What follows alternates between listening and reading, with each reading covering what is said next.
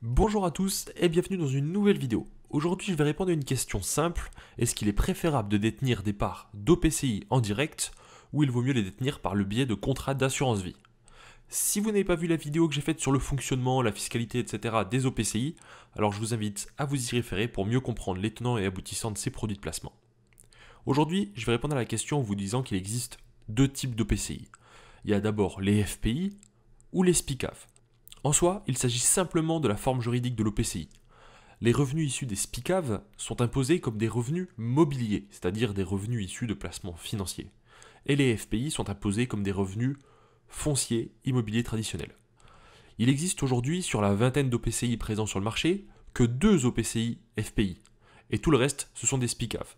Les deux seuls OPCI FPI qui existent sont LP du groupe Serenissimo et Silver Génération du groupe A+ Finance. Étant donné que l'un comme l'autre investissent dans des résidences-services qu'ils meublent et mettent en exploitation auprès d'un exploitant, eh bien les actionnaires bénéficient du statut de loueur meublé non professionnel. Ça signifie que les loyers perçus ne sont pas fiscalisés grâce à l'amortissement. Donc si vous cherchez un bon produit de placement avec un rendement compris entre 4 et 5% net d'impôt, je vous invite à investir dans un OPCI FPI en direct ou par le biais de ce qu'on appelle également un compte titre. Ça veut dire que vous le détenez en fait en nom propre.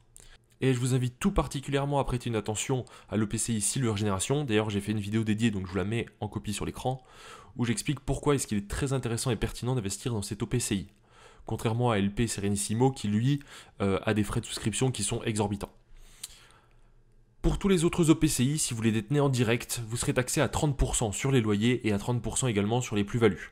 En revanche, si vous détenez les parts d'OPCI par le biais de contrats d'assurance vie, alors ce sera la fiscalité de votre contrat d'assurance vie qui prônera. Ça veut dire que si votre contrat a plus de 8 ans, eh bien vous pourrez retirer jusqu'à 4 600 € par an sans fiscalité de bénéfice et 9 200 si vous êtes marié ou pacsé.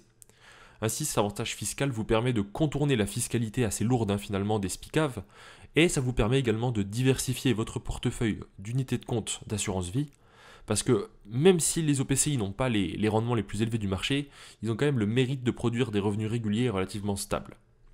Pour acheter des parts d'OPCI par le biais d'un contrat d'assurance vie, vous devez vous rapprocher de votre conseiller ou tout simplement me contacter et je pourrai vous aider si vous le souhaitez à ouvrir un contrat d'assurance vie avec un intranet, etc. pour que vous puissiez acheter des parts d'OPCI et surtout suivre leur évolution.